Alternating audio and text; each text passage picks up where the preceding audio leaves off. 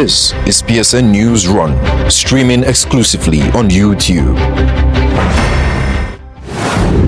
Our top stories: the Presidential Compressed Natural Gas Initiative (PCNGI) debunks Premium Times report, and Nigerian Military rejects 13.7 million naira bribe.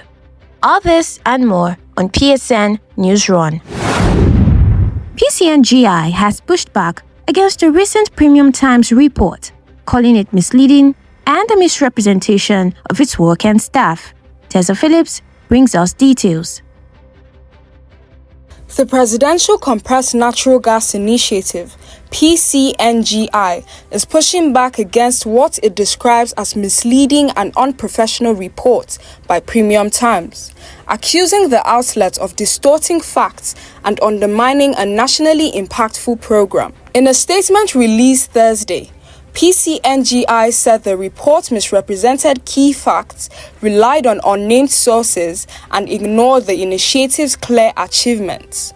Since its launch, the initiative has driven over 800 million in investments, created more than 100,000 jobs, and helped grow Nigeria's CNG vehicle fleet fivefold, now numbering over 100,000 nationwide. The agency also highlighted major milestones, including Dangote Group's deployment of 4,000 CNG trucks and 100 virtual pipeline vehicles. Additionally, over 300 local conversion centers are now operational, up from just 7 in 2023, with about 20 more opening weekly. PCNGI addressed claims that it had removed its list of approved conversion centers from its website. It clarified the site is undergoing scheduled updates to reflect new accredited centers. The agency also dismissed a claim linking mid-level staffer David Idakwo to high-level decisions and nepotism as false and misleading. The initiative says these attacks may be rooted in resistance from individuals affected by its enforcement of accountability and subsidy compliance. PCNGI reaffirmed its commitment to transparency and national development, calling on Premium Times and the media at large to uphold journalistic ethics grounded in fairness, accuracy, and objectivity. Tessa Phillips, PS News. NIMASA has shut down 2 Lagos terminals over repeated violations of international port security regulations, citing non-compliance with the ISPS code. Here's Joycelyn with a full scoop. The Nigerian Maritime Administration and Safety Agency, NIMASA, has shut down Shell Plugs and TMDK terminals in the Ijegun-Egba area of Lagos due to persistent non-compliance with international port security regulations. The enforcement action, carried out on Thursday, followed months of repeated warnings. Both terminals failed to meet the standards set by the International Ship and Port Facility Security Code, an international security framework established under the SOLAS Convention by the International Maritime Organization. According to NIMASA, the shutdown aligns with Section 79F of Nigeria's ISPS Code Implementation Regulations of 2014.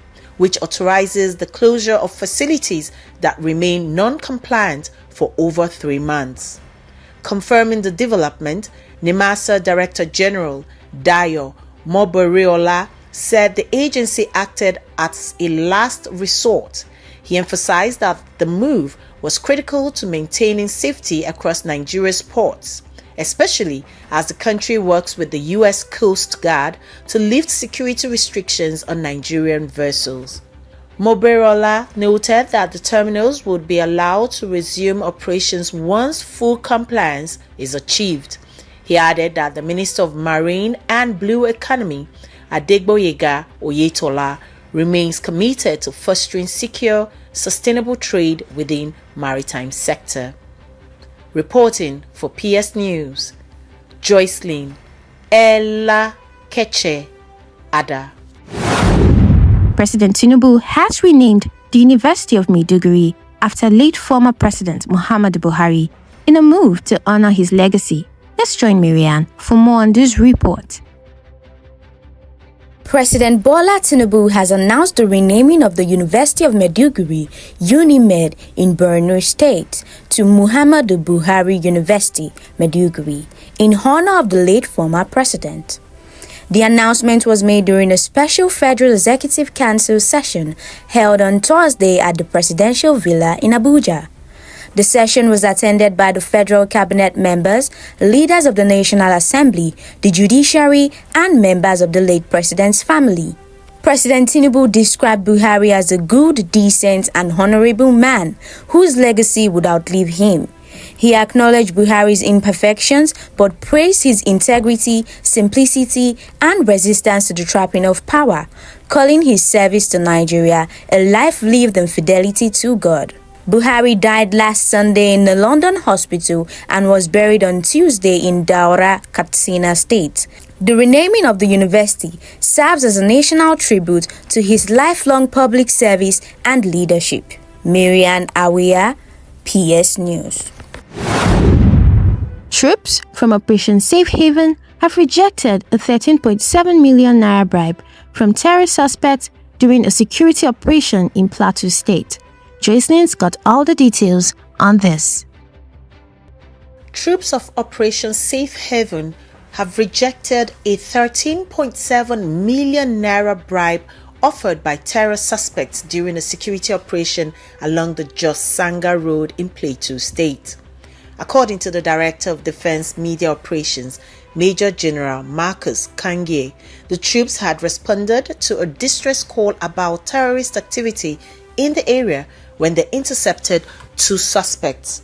Upon arrest, the suspect attempted to bribe the soldiers with cash, which was promptly declined. The money, weapons, and a vehicle were recovered and are now in military custody. Speaking in Abuja during a media briefing, Major General Kange said the troops also carried out coordinated offensives and rapid responses to security threats across Plateau and parts of Kaduna State, covering areas like Bassa, Birkin-Ladi, Wase, Riyom, Jos East, Kaura, and Sanga. In total, 12 suspects were arrested, some terrorists were neutralized, and 3 kidnapped victims were rescued. Several weapons, ammunitions, motorcycles, and illicit drugs were also recovered in multiple raids. The Defense Headquarters says investigations are ongoing and operations will continue to dismantle criminal networks in the region. Reporting for PS News, Jocelyn Ella Keche Ada. And now, on international news, news clues in last month's Air India crash points to a possible manual floor cutoff by one of the pilots, deepening concerns over cockpit decisions. Let's hear Jocelyn on this. New details are emerging about last month's tragic Air Indian crash that killed 260 people in Ahmedabad, raising serious questions about cockpit decisions and flight safety protocols. U.S. investigators reviewing the cockpit voice recorder suggest the Air India plane's captain may have manually cut fuel to both engines shortly after takeoff. According to a source briefed on the early findings, the first officer reportedly questioned the captain's actions, asking why the fuel switches had been moved to the cutoff position and urged a reversal. While no cockpit video exists to confirm who flipped the switches, the tone and content of the recorded conversation appear to implicate the captain. According to early assessments, this aligns with a preliminary report from India's Aircraft Accident Investigation Bureau, which noted that both fuel switches moved to cutoff just 1 second apart just after liftoff. The aircraft, a Boeing 787 headed for London, lost thrust shortly after takeoff, deploying its emergency ram air turbine, a signal of engine power loss. Although the crew switched fuel flow back to run and the plane attempted an automatic engine restart, it was already too low and slow to recover. The plane clipped trees and structures before crashing into a building at a nearby medical college, killing 241 of the 242 people on board and 19 on the ground.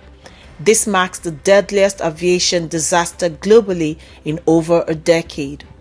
Despite the alarming evidence, India's AAIB has cautioned against drawing conclusions too early, warning that media reports may be relying on selective and unverified information. The agency's report did not assign blame or offer safety recommendations for Boeing or engine manufacturers. Air India's CEO confirmed in an internal memo that no mechanical or maintenance issues were found. Meanwhile, the U.S. National Transportation Safety Board, which is assisting in the probe, emphasized the need to learn from such incidents to improve global flight safety.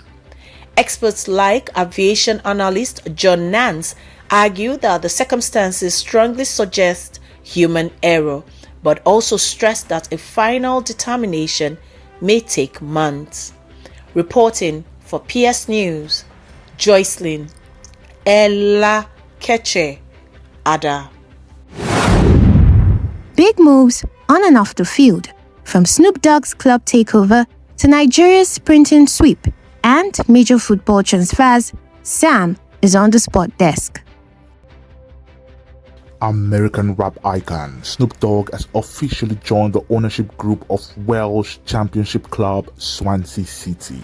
The 53-year-old star teams up with Croatian midfielder Luka Modric under the leadership of American businessmen Brett Kravitz and Jason Cohen, who took over the club in November. Snoop's involvement is expected to elevate Swansea's global profile and boost fan engagement thanks to his 100 million plus social media following. Speaking on the move, Snoop said, "My love of football is well known, but it feels special to me that I make my move into club ownership with Swansea City." Team Nigeria delivered a record-breaking performance on day 2 of the CAR Under-18 Under-20 Championships, becoming the first nation to sweep the women's 100-meter podium in both age categories. In the Under-18 girls finals, Miracle Ezechukwu took gold in 11.88 seconds, followed by Chigozie Rosemary Nwankwo silver in 11.96 seconds, and Mariam Jagade bronze in 12.20 seconds. In the Under-20 race, Chioma Cynthia Nweke sprinted to gold in 11.65 seconds, while Success Oyibo secured silver with 11.78 seconds. Nigeria also claimed gold in the mixed 4x400 relay and saw strong competition in distance races from Uganda, Kenya, and Morocco, underscoring Nigerians' dominance on the track. Manchester United have agreed a £70 million deal with Brentford to sign Bryan Mbeumo. The package includes £65 million upfront and £6 million in add-ons across 4 installments. Mbeumo's contract will run until 2030 with an option to extend to 2031. The deal structure has been approved by Brentford. Victor Osimhen is nearing a sensational move from Napoli to Galatasaray. The Turkish club is set to pay €40 million now and an additional €35 million by 2026.